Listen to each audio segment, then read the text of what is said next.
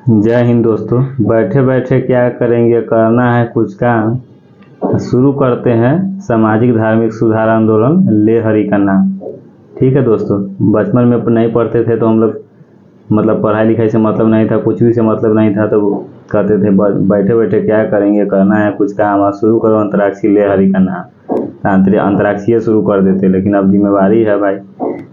सरकारी नौकरी करना है, एग्जाम निकालना है, सफल बनना है, सक्सेस होना है, तो सामाजिक धार्मिक सुधार आंदोलन पढ़ लेते हैं क्या। देखिए दोस्तों, बारीकी से हम लोग समझेंगे। यहाँ पर आप लोगों के लिए नया नया कंटेंट यहाँ पर बनाकर तैयार करके लाने का प्रयास करते हैं दोस्तों। ठीक है, सामाजिक धार्मिक सुधार आंदोलन 19वीं-20वीं सदी में सामाजिक धार्मिक सुधार आंदोलन की शुरुआत बंगाल प्रेसिडेंसी से हुई मानी जाती है। 19वीं-20वीं सदी में जो है 19वीं-20वीं सदी में जो है सामाजिक धार्मिक सुधार आंदोलन की जो शुरुआत हुई थी वो बंगाल प्रेसिडेंसी से हुई थी, मतलब पश्चिम बंगाल से हुई थी, बंगाल प्रेसिडेंसी से हुई थी। एक एक अक्षर को हम लोग समझेंगे दोस्तों, हमारी बातों को आप लोग ध्यान देते चलिएगा।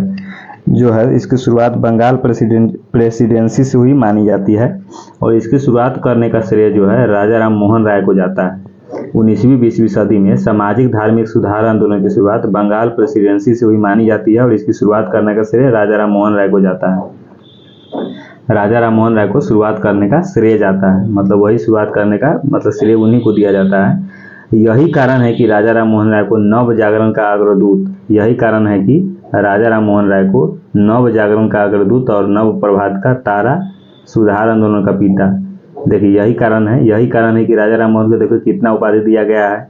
नव जागरण का अग्रदूत भी कहा गया है, नव प्रभात का तारा भी कहा गया है, सुधार आंदोलन का पिता भी कहा गया है, इत्यादि उपनाम से पुकारा जाता है।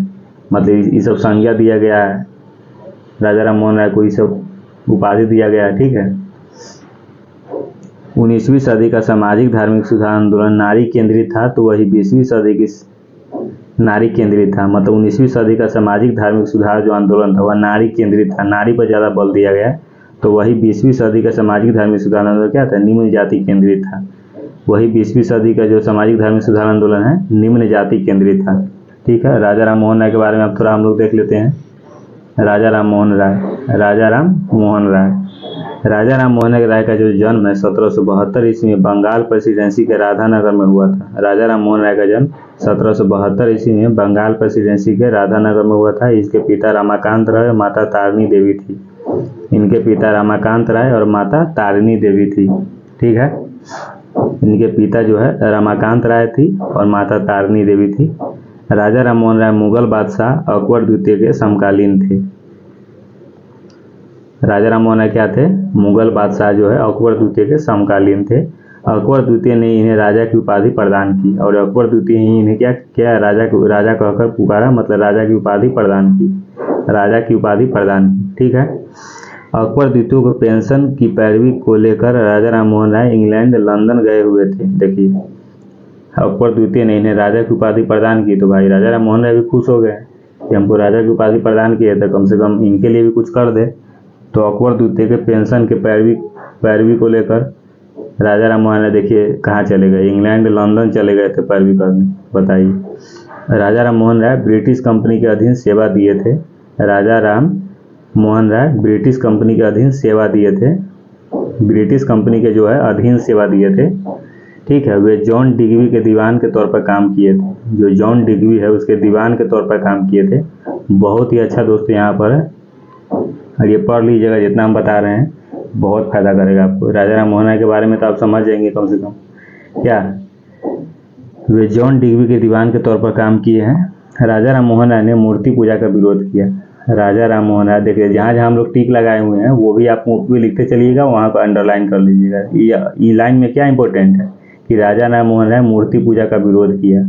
राजा राम मोहन राय मतलब चाहते थे कि मूर्ति पूजा नहीं हो, मूर्ति पर विश्वास नहीं करते थे, मूर्ति पूजा पर उसका विरोध किए थे कि मूर्ति पूजा नहीं होना चाहिए।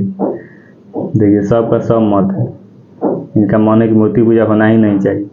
आपको न कह देगा इसे कोई बड़ा नेता, तो समझिए उसको मार मार के सब भगा देगा, कहीं ना ये सब नेता वेता नहीं। देखिए राजा राम मोहन राय बहुदेववाद के विरोधी थे। बहुदेववाद के क्या थे, विरोधी थे राजा राम मोहन राय। बहुदेववाद उन्होंने एकेश्वरवाद के ऊपर बल दिया। एकेश्वरवाद, एक ईश्वर मतलब बहुदेववाद में बहुत सारा ईश्वर के विरोधी था और एकेश्वरवाद पर बल दिया। राजा राम मोहन राय ने 1815 ईस्वी में आत्मीय सभा, 1817 में हिंदू कॉलेज, 1825 में वेदांत कॉलेज तथा 1828 ईस्वी में ब्रह्म समाज की स्थापना किया। राजा राम मोहन राय क्या किए थे? 1815 ईस्वी में आत्मीय सभा, 1815 ईस्वी में आत्मीय सभा, 1817 ईस्वी में हिंदू कॉलेज, 1825 में वेदांत कॉलेज तथा 1828 में ब्रह्म समाज की स्थापना किए थे। यही उनका योगदान था। ब्रह्म समाज का पूर्व नाम ब्रह्म सभा हुआ करता था। ब्रह्म समाज का पूर्व नाम क्या हुआ करता था? ब्रह्म सभा हुआ करता था। ब्रह्म समाज का पूर्व नाम ब्रह्म सभा हुआ करता था। ठीक है। राजा राम मोहन राय के सहयोग से ही British governor general Lord William Bentinck ने कानून बनाकर सती प्रथा का अंत किया। राजा राम मोहन राय क्या किए थे? British governor general Lord William Bentinck के कानून बनाकर सती प्रथा का अंत किए थे। राजा राम मोहन राय के सहयोग से ही British governor general Lord William Bentinck के कानून बनाकर सती प्रथा का अंत किया। मतलब राजा राम मोहन राय के सहयोग से ही British governor general Lord William Bentinck ने कानून बनाकर, मतलब सहयोग किसे लिए थे? राजा राम मोहन राय से सहयोग लिया था British governor general Lord William Bentinck, sati प्रथा का अंत किया। राजा राम मोहन राय ने जो सती प्रथा का अंत किया उसका विरोध राधाकांत देव ने किया। ठीक है।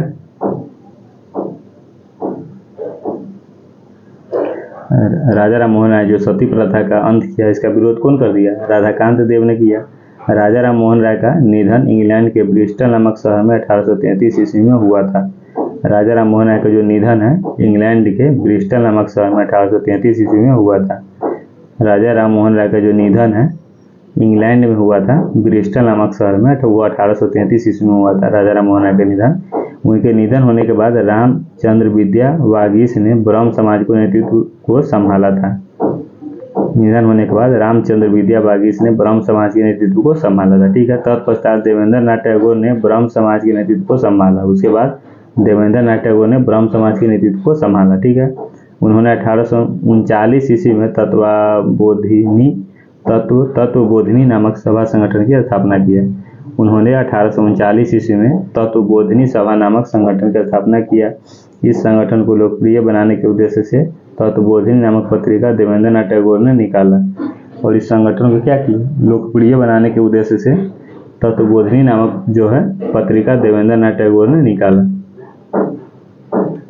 चलिए अब आगे हम लोग देखते हैं। यहाँ पर देवेंद्र नाथ टैगोर ने ही केशव चंद्र सेन को ब्रह्म समाज में शामिल किया तथा उसे आचार्य की उपाधि प्रदान किया। देवेंद्र नाथ टैगोर ने क्या किया? केशव चंद्र सेन को ब्रह्म समाज में शामिल किया तथा उसे आचार्य की उपाधि प्रदान किया।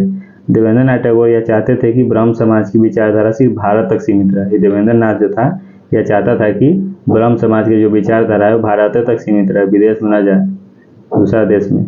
लेकिन केशव चंद्र सेन यह चाहते थे कि ब्रह्म समाज की विचारधारा विदेशों में भी फैला जाए। इसी बात को लेकर दोनों के बीच क्या था? इसी बात को लेकर दोनों के बीच मतभेद हो गया था। इसी बात को लेकर मतभेद हो गया था क्या?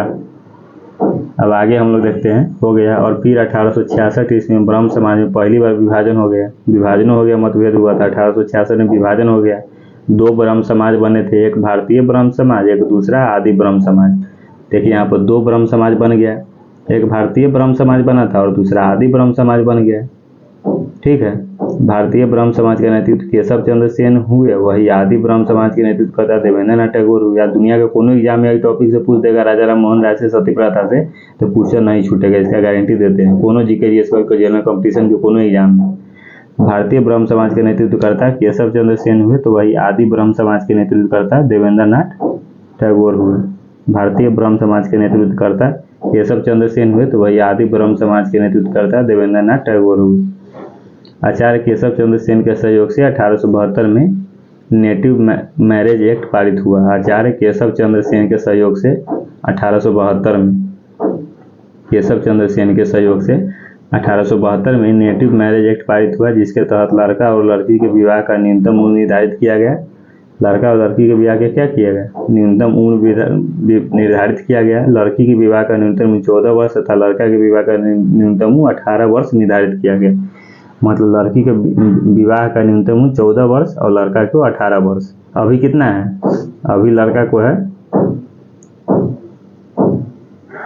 लड़का को शायद है, लड़की को है अभी 22 वर्ष शायद, लड़की को 21 वर्ष है, लड़का को 23 वर्ष अभी के समय में। इस एक्ट का उल्लंघन आचार्य केशव चंद्र सेन ने किया। उन्होंने अपने, देखिए इस एक्ट पारित हो गया और उसका उल्लंघन देखिए आचार्य केशव चंद्र सेन।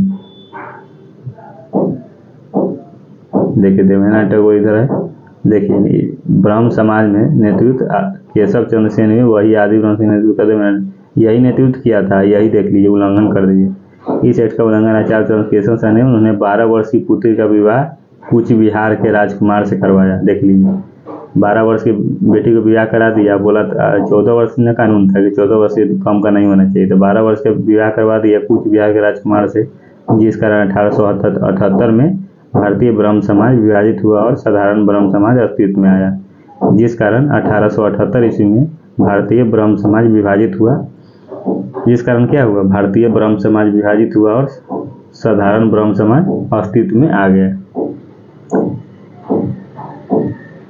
साधारण ब्रह्म समाज के संस्थापक आनंद मोहन बोस को माना जाता है। साधारण ब्रह्म समाज के संस्थापक आनंद मोहन बोस को माना जाता है। ठीक है। संवाद कैमुदी, मीरा उल अखबार, तोहफात उल मुहावधिनी, एकेश्वरवादियों को उपहार की रचना राजा राम मोहन राय को ने किया। देख लिए राजा राम मोहन राय क्या क्या किए थे।